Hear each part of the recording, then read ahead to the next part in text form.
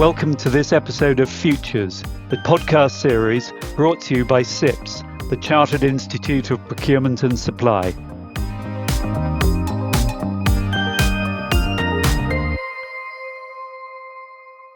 Hi everyone, welcome to CIPS Futures, or as we might call it today, the CIPS Right Now podcast, as we're going to be talking about something that's top of everyone's mind right now: global trade, Trump's tariffs, and what all this means for procurement and supply professionals.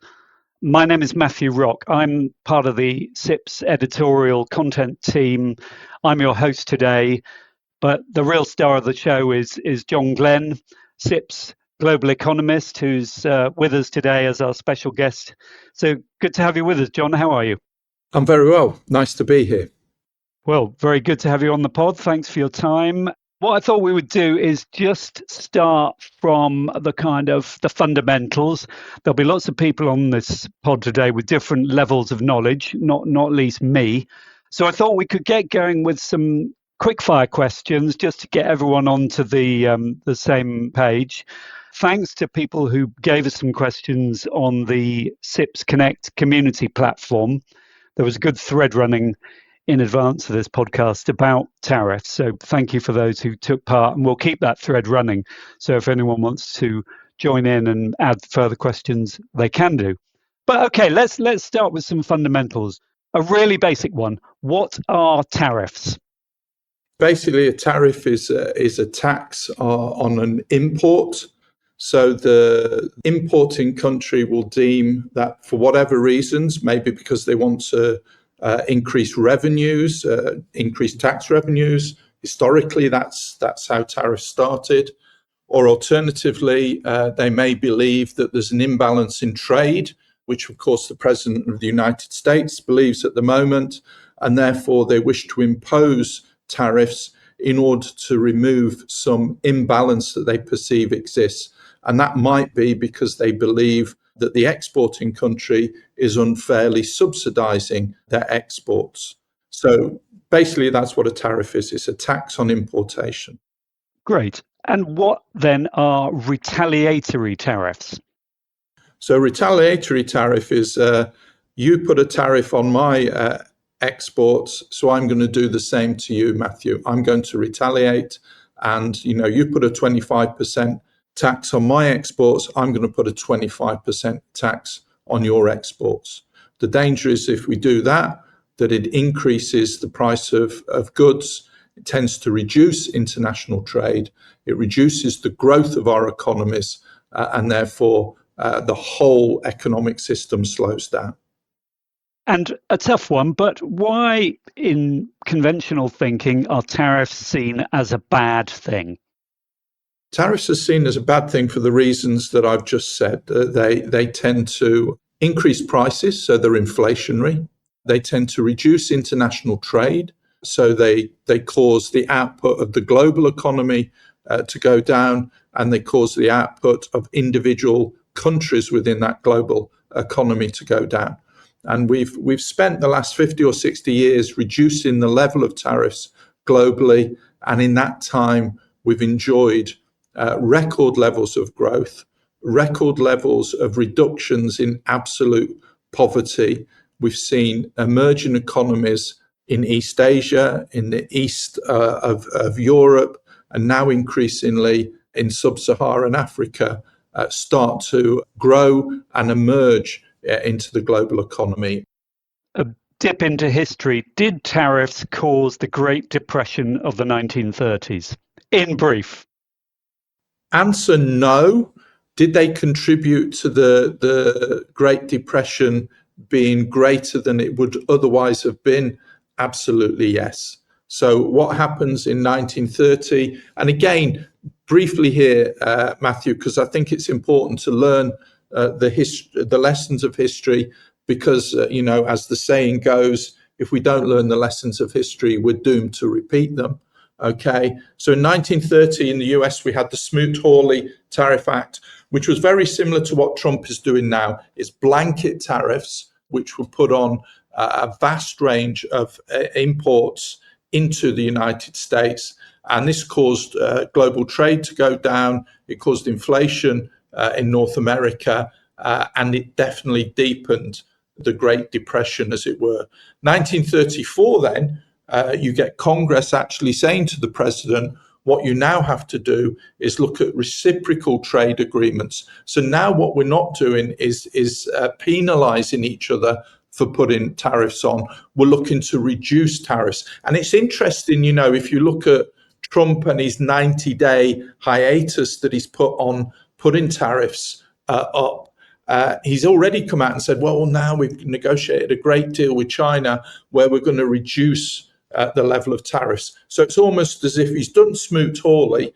Somebody's actually spoken to him and said, do you realize historically what happened here? And now what we have to get into is reciprocal trade agreements where we start to reduce the level of tariffs before we've actually put them in place. Then in 47, we get the General Agreement on Trade and Tariffs. And that's the whole movement that led to this great resurgence of globalization. And this becomes the WTO, right? Becomes the WTO in 1995.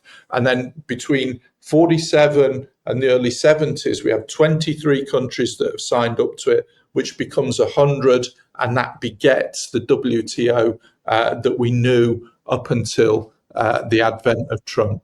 And just to say, so we're not talking acronyms all the time, World Trade Organization, we're referring to that WTO.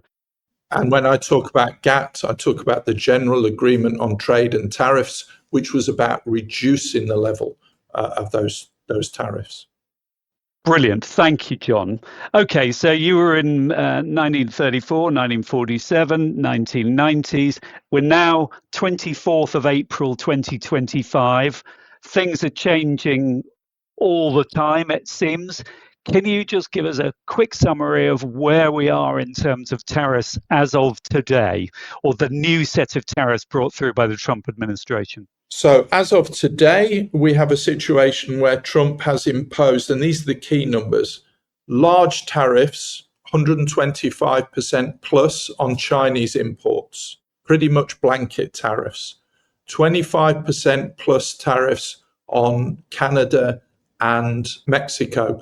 Why do I mention those three countries? I mention those three countries because they are by far and away the biggest exporters to the United States. So if you want to look at 1, 2, 3, who exports to the United States, they're the three countries that do it. And recently Mexico just overtook China.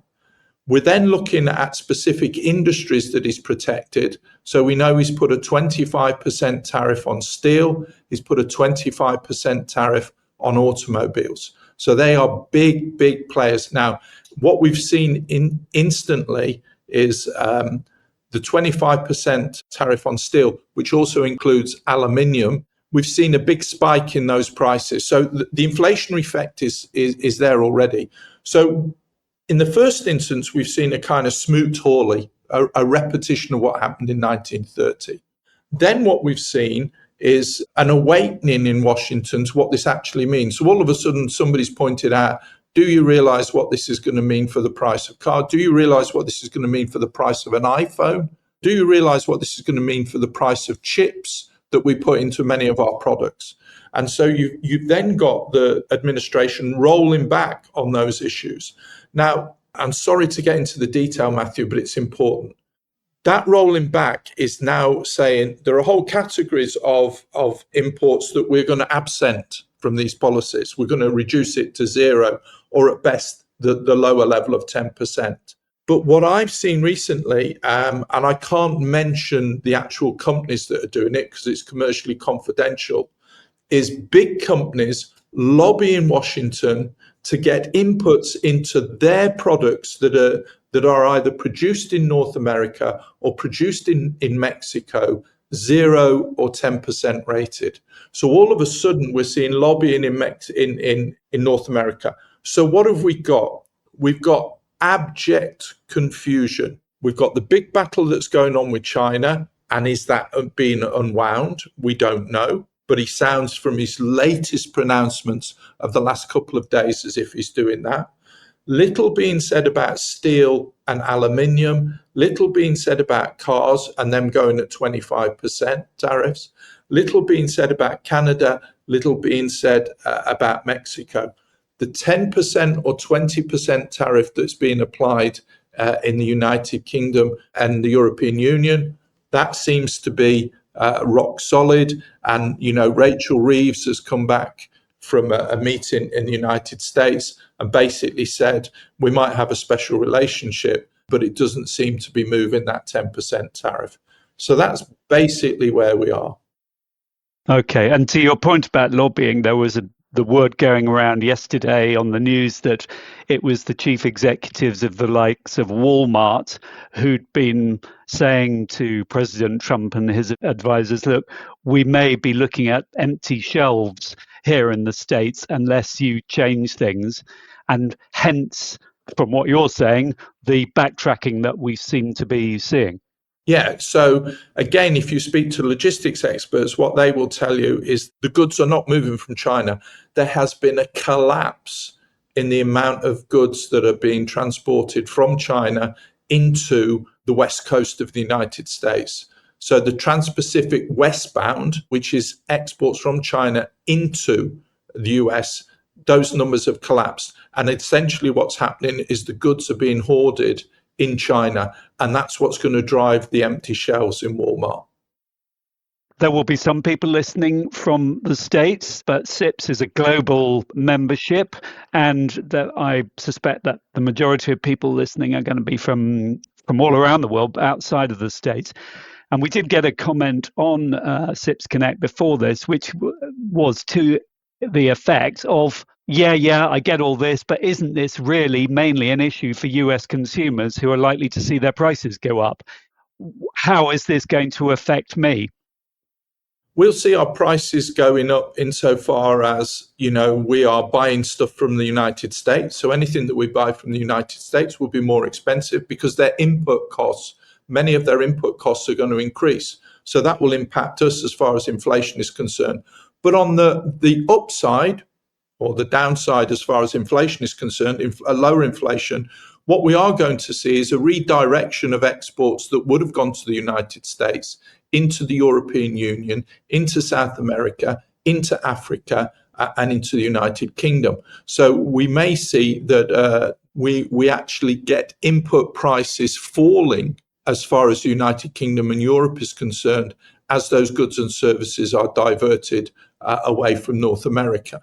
So that would be an advantage to us. And I did speak on Dubai Radio the other morning, and I think we'll be able to attach that to this podcast or direct people to it, where I made the point that there will be more trade coming from East Asia into the European Union, into Africa, into South America, and the Middle East and Dubai are superbly located to facilitate the movement of those goods, either via Dubai and Doha and the major airports in the Middle East, and I would include Istanbul in that, or via places, sea freight via places like Jebel Ali.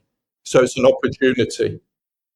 Yeah, well, thank you for making that point, because that answers a question that we had from Aswani via CIPS Connect in advance, which was, what will be the impact on the Middle East region? So, thanks for that, John, and thanks, Aswani, for your question. You've touched on this, John, and we'll get to the end of the quick fire bit, and then we'll go drill into a bit more of the detail and a bit more the implications for procurement and supply professionals. But just on which industries will be most affected, and thinking about this as globally, outside of the US, as we stand right now, which industries do you think are going to be being most affected, and industries within which procurement and supply chain professionals need to be most vigilant? The three most obvious ones are automotive. 14% of UK exports that go into the US are accounted for by the automotive sector on its own. They will take a big hit. So, for example, Jaguar Land Rover sells more cars in the US than it sells in the UK and Europe combined. So that's a massively important sector there, and again, incredibly important for the European Union as well. Secondly, steel and aluminium. From the United Kingdom's perspective, we tend to sell specialist steel products into North America, particularly that support their defense and aerospace industry. So straight away, you can see the fallacy of tariffs on imports.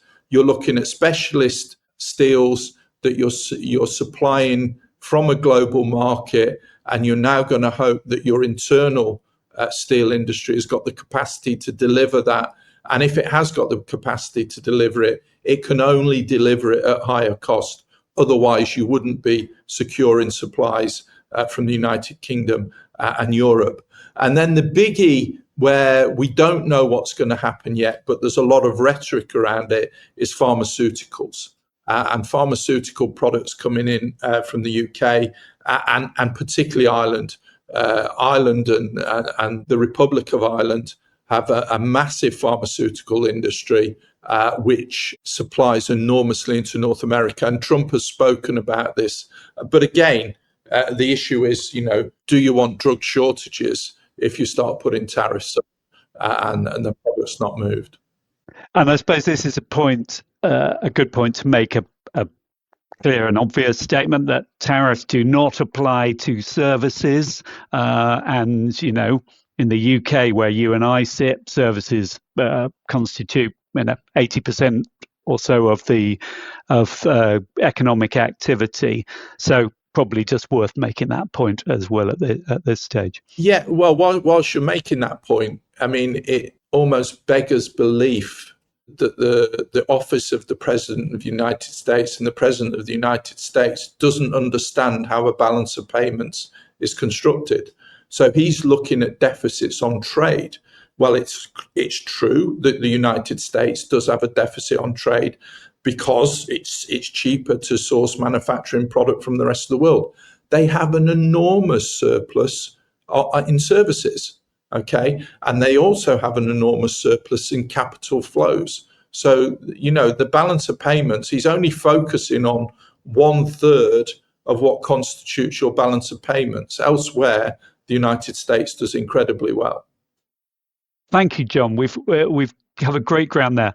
I wanted to move into just talking about, the flow through for our listeners, for CIPS members, for procurement and supply chain professionals.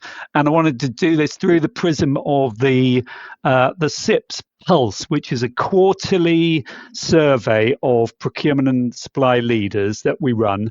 And we ran the last one at the end of March, so just before Liberation Day. And the findings were really interesting. And we've had a lot of media coverage around it. And you've spoken to media around the world about it, John. The first standout finding, which I wanted to explore with you, was that we asked the panel, the survey respondents, about their concern about the potential for supply chain shortages and disruptions over the next 12 months. And we recorded on our lead indicator a score of 4.91, which is the highest score that we have recorded so far. So the respondents told us they're seriously concerned about the potential for supply chain shortages and disruptions. I mean, this might seem like a basic question, John, but what do you think that they were expressing that concern about? Was it price rises? Was it shortages? Was it trade dislocations, dumping that you've talked about, or was it simply just an inability to plan in this environment of extreme confusion, as you've described it? I think the honest answer to that, Matthew, is all of the above. If we just take one of them, which is trade disruptions. So I've said that a lot of goods are not being exported out of China at the moment. Okay, so one of the side effects of that is, where are the goods being held?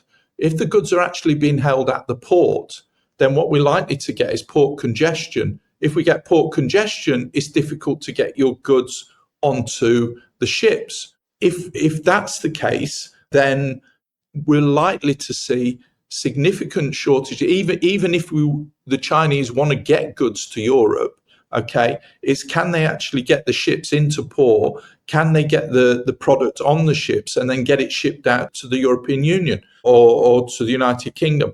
So there is an issue there around, potentially how can ports be dislocated? And I work with logistics companies a lot. I was talking to my favorite logistics company yesterday, which I won't mention the name of, and they were talking about, could we return to conditions that we saw in COVID, where there was lack of space on vessels, there was congestion at port, and rates for sea freight went through the roof.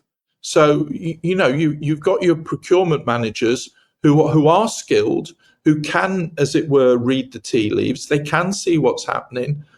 They know about potential dislocations. They know about, is our supply chain going to be damaged because we are importing from a small SME in North America and the small SME can't get their components, or is going out of business because they now know that they're no longer competitive because they have to put prices up because their inputs have become so expensive. So there's all of this stuff that they have to deal with. But I have incredible faith in the procurement profession. And what do I mean by say that? I feel like I'm turning into the Roy Keane of procurement, whereas Keane is always famous for saying, well, that's their job. Okay. And to a certain extent, the chaos that you described and dealing with it, well, that's the job of the procurement professional. The issue is that there are just more moving parts. Okay. And how do you ensure that you can manage those moving parts and partner with people who are going to allow you to do that? Be that your suppliers, be that your logistics provider, be that your customs clearance brokerage. All of these moving parts are existing in a more complex, we're like VUCA on steroids. The volatility, the uncertainty, the complexity, and the ambiguity are like off the scale. We've talked about VUCA academically for the last 20 years. Now we're in the middle of a maelstrom. And for those of our listeners who are not football fans, then Roy Keane is the former famously aggressive Manchester United midfielder. But enough of Manchester United, enough of that. Absolutely. For this podcast. I think that's a great phrase. You have great faith in in procurement and supply professionals, and they, I would say, are famously good at anticipating what's about to happen, and this was reflected in a lot of the results from the latest CIPS pulse finding. When you look at them, it looks as if they were already moving things, preparing things, diversifying the number of suppliers, extending contracts. They had the idea of greater protectionism from the US on their radar already. Now, you might say, yeah, because President Trump had said that he was going to introduce these tariffs. But it does feel to me anyway, and I wonder if you agree, as if they were prepared and they will continue to be prepared and kind of ahead of the game here, despite the chaos that seems to be taking place. So the fact that they were expressing greater concern is an indicator that there was an anticipation that this was going to happen and that people were starting to deal with it. Okay. And again, to use that phrase, they were doing their job. Honestly, Matthew, I think that number will go up in the next pulse. I think there will be more anxiety, as it were. And I think the reason for that is, yes, they did anticipate that there was going to be protectionism, but the extent to which that protectionism played out, at least in the first round, was probably greater than anyone had expected. So I think there really was a big shock, and I think that's then illustrated by the extent to which markets have responded to that. You've seen, stock markets decline significantly. We've got essentially bear markets all over the world, where a bear market is where the stock index, so now we're talking about the FTSE, the DAX, the S&P index in North America, falls by more than 20% from its recent high value. Okay, so we've seen those bear markets all over the world. So we are in difficult times. We have anticipated it to a certain extent. That is reflected in the anxiety, but that is reflected in the procurement profession stepping up to the plate in the way that the procurement profession stepped up to the plate when we had COVID. And now we've got that greater visibility of the value add, of the strategic importance of procurement. The procurement CPO is now sitting almost front and center in the board because supply chain issues and mitigating supply chain risk have been fundamental to the strategies of every organization. Okay, we've got time for a couple of other ones, John. A great question or a great observation from the always interesting Knut Stoyle, who's a regular contributor on CIPS Connect. And his point is, when a door closes, another one opens. And he goes on to say, does the Trump administration's tariff policies create any new opportunities for anyone, or is it just doom and gloom for all of us? So how do you see that one? It's well expressed. From my perspective, and you know that I'm a die-in-the-wool Ramona, it will definitely bring us closer to the European Union, and that's a good thing. I think we will start to sort out some of the frictions that Brexit has put in place. And I think that will be great for the United Kingdom. It will be good for Europe, and it will be good for the procurement profession generally, as it will take away some of the pain that they've had inflicted upon them in recent months. I think we will then look to emerging markets. I think the importance of Africa is going to be accentuated in the next 10 years as both a source of supply and as a significant emerging market that we need to align our products and services with. And I think the same for South America.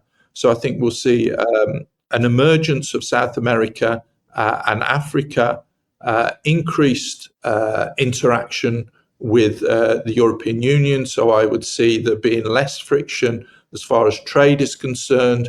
I would see there being movements quicker than probably would have been the case in terms of freedom of movement of people, which would be great for our labour supply in the United Kingdom. And I think that we'll see increasing opportunities and increasing focus on East Asia as a market for our output.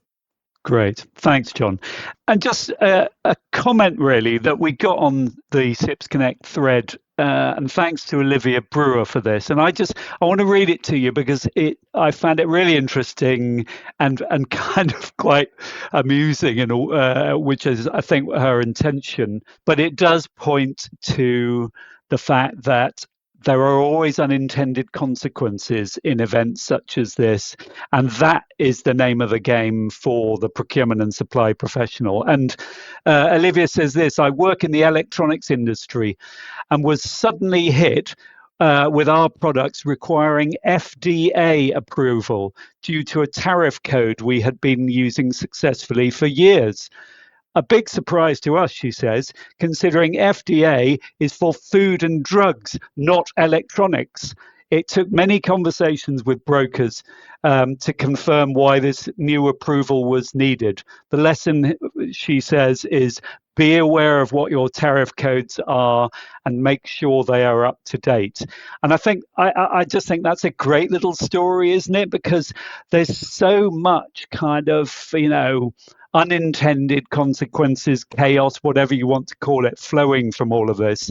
And certainly in the next few months, and let us hope that this all settles down, that's going to be the job for the procurement and supply professional, isn't it? To anticipate and be vigilant for potential unintended consequences.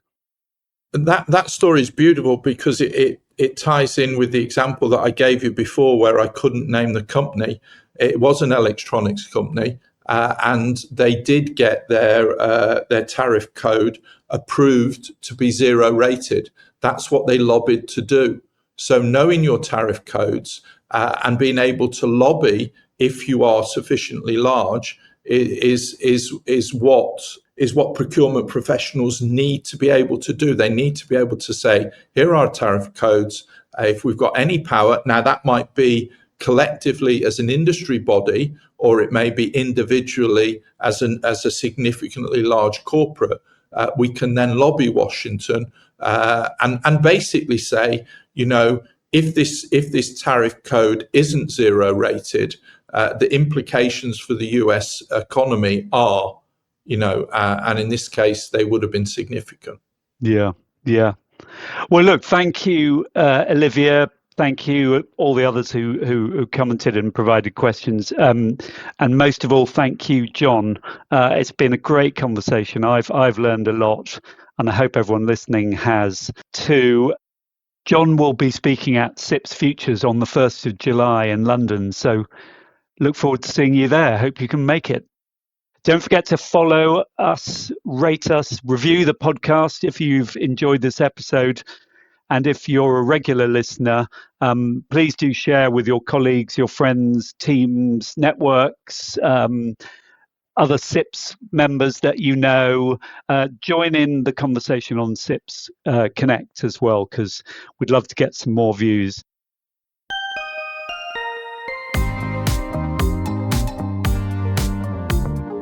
This podcast has been brought to you by CIPS, the Chartered Institute of Procurement and Supply.